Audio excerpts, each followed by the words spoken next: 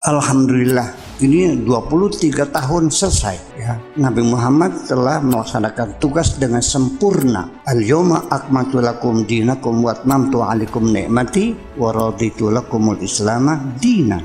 Ini ayat ini isinya menyatakan bahwa Nabi Muhammad telah melaksanakan tugasnya sebagai Rasul dengan sempurna. Tetapi pemahamannya bergeser lagi, yaitu beranggapan bahwa Islam adalah agama yang sudah sempurna. Mana mungkin di dunia ada kesempurnaan?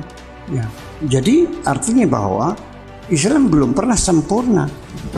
Islam belum pernah sempurna. Islam belum pernah sempurna. Assalamualaikum guys.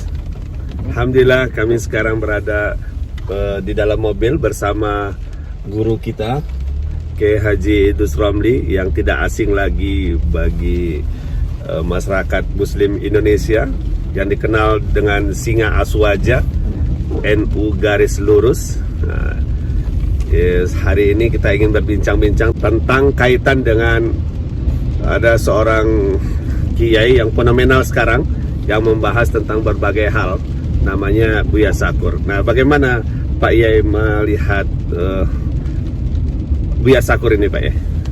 Terima kasih ya. Yang pertama, yang disampaikan oleh yang bersangkutan itu sangat berbahaya. Dapat itu merusak sendi-sendi akidah. Artinya mengeluarkan seseorang dari Islam. Dan itu mungkin bagian dari fitnah akhir zaman.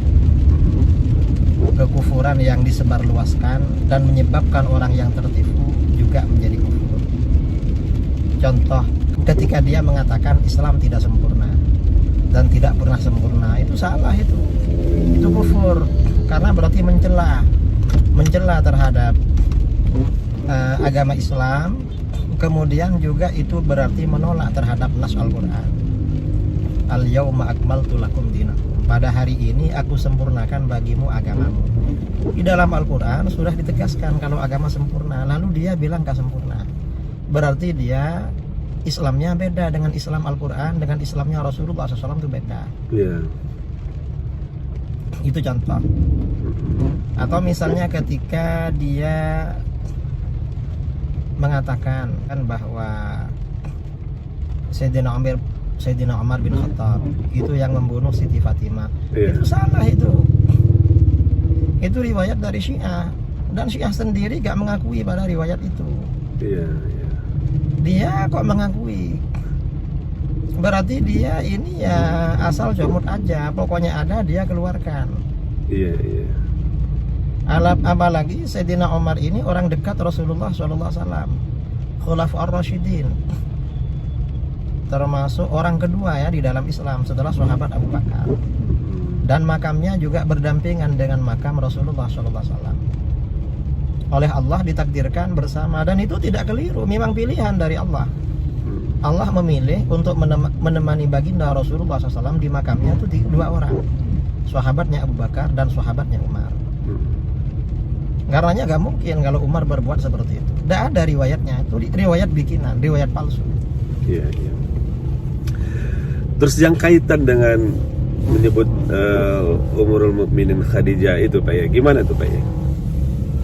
Kalau yang bilang Ummul Mukminin Khadijah itu beragama Kristen, itu gak betul juga.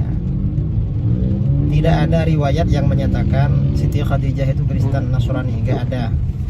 Beliau itu justru wanita pertama yang masuk Islam, yang pertama kali masuk Islam, dan bahkan meneguhkan hati Rasulullah SAW dalam berdakwah itu istrinya Ibu Khadijah. Dan yang membela dakwah Rasulullah SAW sejak awal itu Ibu Khadijah. Karenanya begitu Ibu Khadijah wafat dan pamannya juga Abu Talib wafat, itu disebut dengan Amul Huzn, tahun duka cita, tahun kesedihan, karena Rasulullah SAW sangat bersedih pada waktu itu. Dua pembelanya wafat, meninggal dunia. Kalau dikatakan Kristen ya tidak benar, datanya tidak ada. Kita ini harus ilmiah. Kalau menyampaikan suatu data itu harus ada riwayatnya, dan riwayatnya harus valid. Kalau enggak itu namanya omong kosong. Dan kalau itu menyangkut pribadi Rasulullah SAW atau orang-orang mulia, itu nggak boleh, itu bisa murtad atau dosa besar. Jadi kalau Pak Yai menilai Buya ini gimana, Pak? Apakah sudah masuk dalam kategori apa nih, Pak? Saya perhatikan sebagian pernyataan dia itu memang apa ya? Ya murtad. Keluar dari Islam. Alhamdulillah. Harus baca syahadat. Sebagian ya dosa besar. Iya. Ngeri juga ya, Pak ya.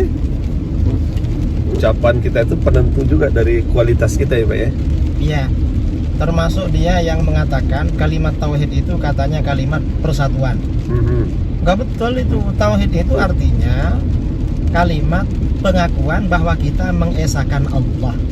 Allah itu Maha Esa. Loh, kok katanya sudah buaya, sudah kiai, gak ngerti kalimat tauhid? Gimana itu? Astagfirullahaladzim. Mestinya ngerti.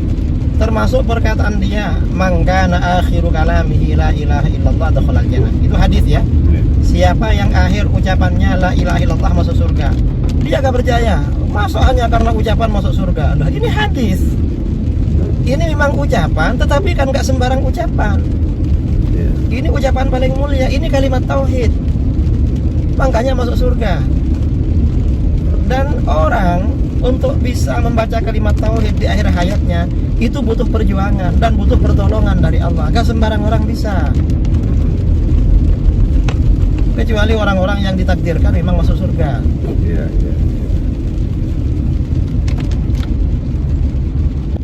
Dia itu terkenal karena keliru. Gak ada pendapat dia yang bagus, yang benar gak ada. Yang terkenal ya yang keliru. Apa motifnya nyampaikan seperti Ya itu? mungkin motifnya ya ada kaedah ya dalam pepatah Arab. Khalif tu'raf. Berbedalah kamu dengan ramai orang, dengan banyak orang, nanti kamu akan dikenal. Ya mungkin biar dikenal lah. Karena kalau ceramahnya dasar-dasar aja, datar-datar aja, ya biasa-biasa gak dikenal. Setelah begitu kan dikenal. Jadi dia ikut kaidah khalif tu'raf. Berbeda biar dikenal. Iya. Apa namanya lagi yang logika banyak dipakai, Pak ya? Apakah beliau ini termasuk liberal gitu? Ya itu menurut saya itu liberal kelas berat. Liberal kelas berat. Iya. Super liberal itu. Iya. Dalam surat Al-Ikhlas itu kan memang surat Al-Ikhlas itu di dalam hadis-hadis sahih itu dianggap sebagai sifatur rahman, sifat Tuhan. Sifat-sifat Allah itu ya di surat Al-Ikhlas itu. Karenanya orang membaca surat Ikhlas satu kali maka bagaikan membaca sepertiga Al-Quran. Kalau 3 kali seakan-akan membaca Al-Quran 1 kali, hatam 1 kali. Mengapa? Karena di surat Al-Ikhlas itu adalah pokok-pokok ajaran tauhid. Karenanya lebih afdal daripada yang lain. Karena itu akidah Ahlus Sunnah wal Jamaah sifat 20 muaranya kepada surat Al-Ikhlas. Wujud, qidam, baqa, mukhalafatul hawadits, qiyamuhu bi nafsihi wahdaniyat, dan seterusnya. Karena itu kata para ulama, setiap kesimpulan yang bertentangan dengan surat Al-Ikhlas maka harus dijauhi. Mengapa? Ya karena surat Ikhlas ini sabab nuzulnya menjawab pertanyaan orang-orang Yahudi dan orang-orang musyrik tentang sifat Tuhan.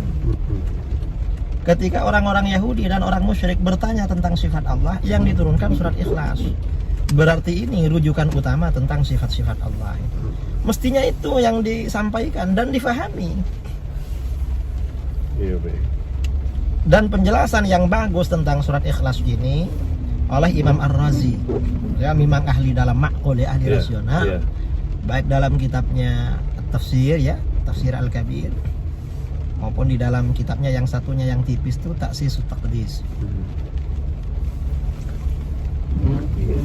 Pak Yai, terakhir apa pesan Pak Yai untuk orang-orang seperti Saya kira sebaiknya segera hentikan bertaubat kepada Allah.